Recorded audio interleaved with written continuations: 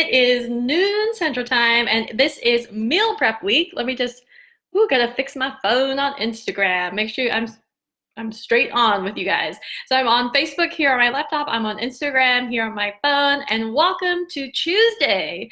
Anyone else have kids go back to school today? Because I did, yay!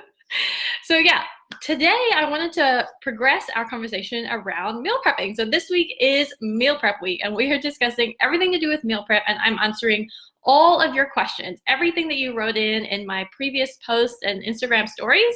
So I want to make sure that I'm answering your questions so that I can make meal prepping totally easy, totally stress-free, especially in the new year where a lot of people are trying to eat healthier. A lot of people have healthier New Year's resolutions, and I just want to make it easy and efficient and, make it enjoyable for you, because who doesn't want to have a little bit more enjoyment, a little bit more ease and simplicity in their life? Okay, let's have a look. Hi, Lyra. Hey, baby. Okay, hi, Randy. Oh, so many amazing people on Instagram. Thank you so much for joining me. Today's question for Meal Prep Week is such a good one. It's from my friend Anne Laguza. And guys, just as a side note, if you're not following Anne Laguza on Instagram, you have to, because she is an incredible leadership coach and consultant. And she has just every day in her stories, she's dropping some cool knowledge bombs about how to be a better leader. And you don't have to be, a leader of a company necessarily, but just being a leader in your family. I think she has some amazing advice in there. Let's see who else is there. Hi, baby. Oh, thank you so much. Okay. So guys, Anne's question, which she sent over to me in a couple of posts, and actually it was an Instagram story a few days ago, was what are the best storage containers to use for meal prepping? This is such a great question. So first of all, thank you, Anne, for asking it. And I think a lot of people had the same or a very similar question. So there are basically 3 different kinds of storage containers that you can use for meal prepping. So the first one is a plastic container.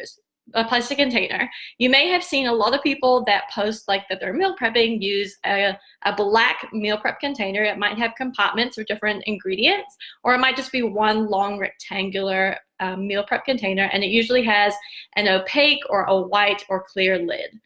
So those ones have become super popular recently. They're very inexpensive to get. I've seen them at my local grocery store. I've seen them on Amazon. You can pretty much get them anywhere. And what's great about those is that they're very lightweight.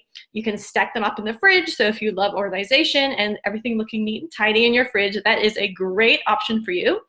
The other thing is that you can dispose of them really easily, and they don't break. So if you have kids like I do and you're worried about them dropping glass containers, which is a real problem that we have, then plastic is the way to go. And that's actually how I store the majority of my food. I will say, kind of funneling off of that, it does depend on how you want to store the food and how you're going to be eating it. So if you know that you're going to be taking your food with you somewhere, like you go to work and you're going to bring a meal with you, then those kind of containers that have the compartments can be super beneficial, because you basically have a whole meal in one container. Now, saying that, on my side, I work from home, which is great. I love it. But also, I usually change my storage strategy because I know that we're going to be eating things family style. So I actually just have one container for rice, or one container for chicken, or one container for vegetables. So I just separate it out like that. That's also a great strategy to use if you're going to be using different sauces to add a lot of different flavor to your meal, so that you don't need to feel bored by the food that you're eating. Especially if you do something like you have a lot of chicken breast, for instance, and you know that like halfway through the week, you might be thinking like, oh my gosh, I cannot eat another bite of chicken breast.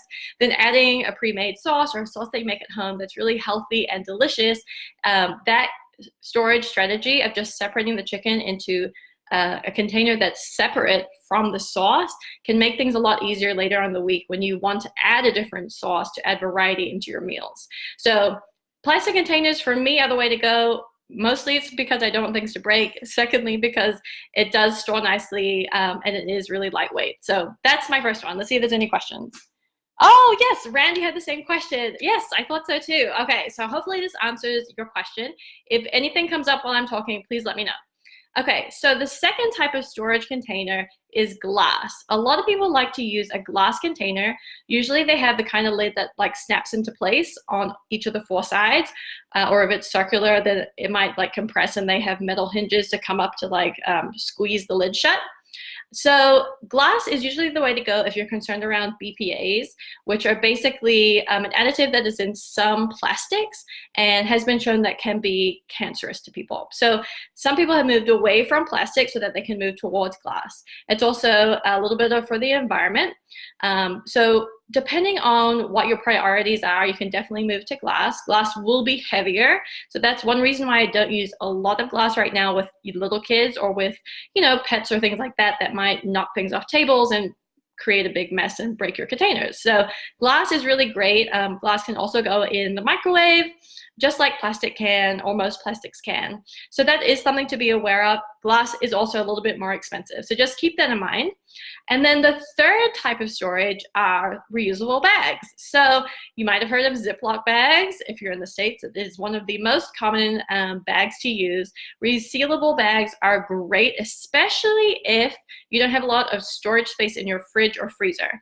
So one of the things I like to do is if I have rice, I often put that in a Ziploc bag, press all the air out of it, and then like flatten it, because it stores really, really flat, and you can either keep that in the fridge or keep that in the freezer. So that's really great when you don't have a lot of storage space. The downside of using a resealable bag is that you can't really put it into the microwave depending on the kind of bag it is.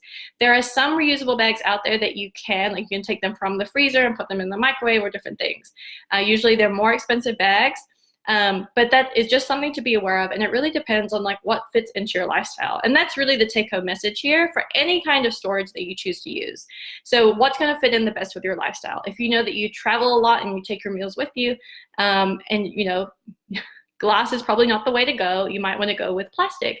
Versus if you know you don't have a lot of storage space, but you really want to be prepared with your meals and your snacks, then reusable bags might be the way to go. And you would just transfer it into a different container, like a bowl or a plate, before you heat it up if you choose to heat up your food.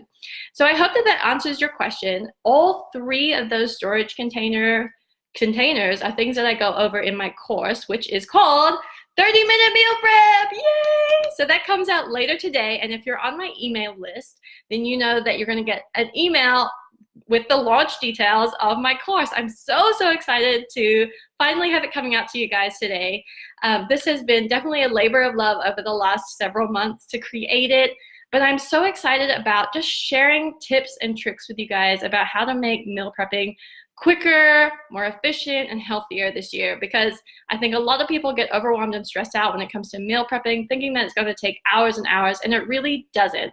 I have so many just quick tips and just hacks so that meal prepping doesn't have to be really time intensive, and it doesn't have to get boring later in the week. So check out my post later today, and as well as my emails if you're on my email list.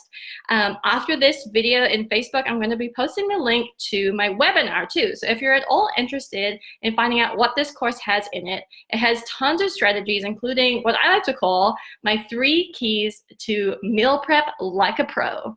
So I love thinking about meal prepping as just a skill. And when you get really good at a skill, you become a pro. So I always want to help, myself and others become pros at different types of skills. So my webinar, I actually have 2 of them this week. One is tomorrow at 1 o'clock Central, and the second is on Thursday at 1 o'clock Central.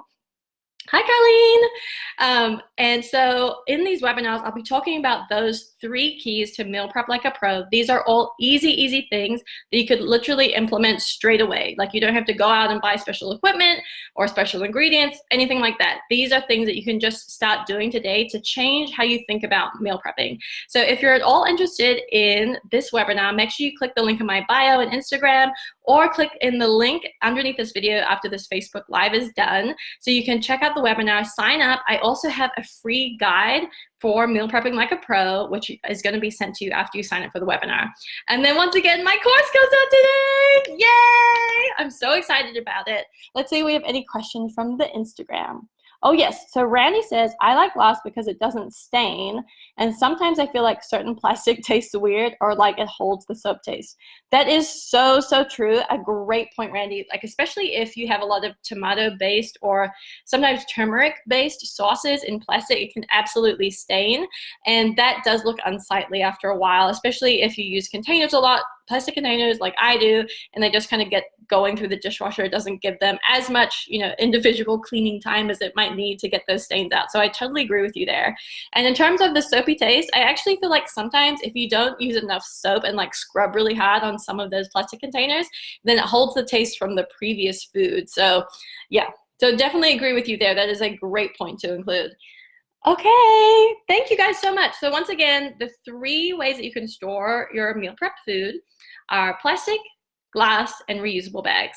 So please go ahead and check out the links in my bio for the webinar, and later on, the course will be coming out today. Yay! Thank you guys so much for joining me. Thank you, Carlene, for being on. Thank you, Randy and Lyra. I appreciate you guys so much. And if you have any other meal prepping questions, please let me know all week. And actually, I think I have enough questions to do all of next week too, answering all of your meal prep questions. I really want to help you make 2020 like totally easy and efficient in terms of meal prepping, as well as having the added benefit of achieving your New Year's resolutions to be healthier. So thank you guys so much for joining. I appreciate you so much. And I will see you tomorrow at 12 o'clock Central for another Q&A about meal prepping. Thanks, guys. Thanks, everyone on Facebook. Okay.